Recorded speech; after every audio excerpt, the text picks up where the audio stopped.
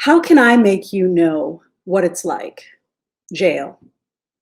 To know yourself as that which must be contained, a wild, rabid creature pitched there against the cinder blocks, watching as you distort into too many mouths and too many hands, or what it is to have skin much too tender for touch, unheld as you have been for days on end.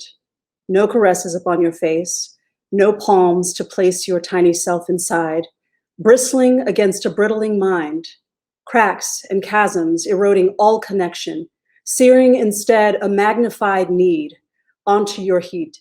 The moment of forgetting the difference between yourself and the walls that surround you. Is it real? Will you emerge with a death wish upon your lips because you have already died there every single day? Or will you erase it and forge ahead fragmented or in fantasy as some other version of yourself, with the ghosts of the past waiting, watching for a moment of divine confrontation? Good afternoon. My name is Shontina Vernon. I am a multidisciplinary artist, filmmaker, musician, and playwright, currently based in Atlanta, but originally from a small town in West Texas. My work explores memory, identity, intergenerational trauma, and queerness, always centering on Black female protagonists. The excerpt I read is from my creative capital project, Forging Ahead, an experimental narrative feature film that draws upon a hybrid form of cinema and theater performance to tell the story of a young woman confronting the impact and dissociative nature of incarceration on her adult life, a work, I might add, that has evolved from being solely a stage play. For the last few years, I have explored the impact of incarceration on my communities, first with a solo show titled Wanted that I developed and performed with New York Theater Workshop, NPN, Hip Hop Theater Festival, some of you are here, and then with the short narrative film Girl Justice, which employed a triptych format and the use of data to explore the pathways of girls and queer youth of color into the juvenile justice system, particularly as it relates to the sexual abuse to prison pipeline.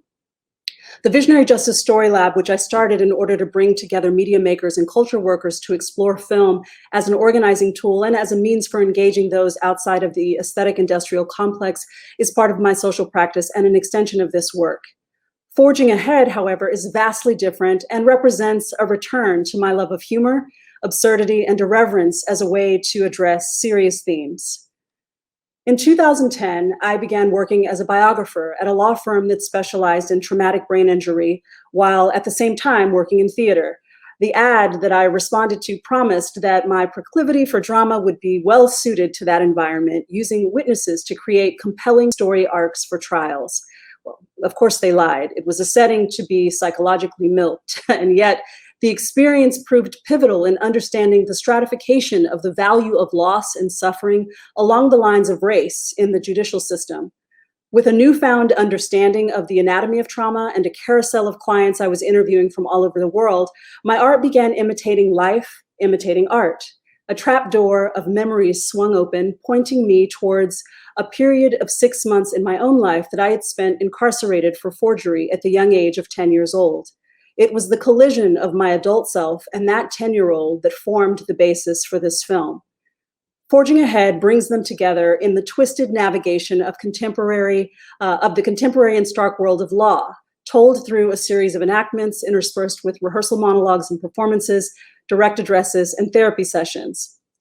Now, this next slide is here for context and to offer a moment of levity.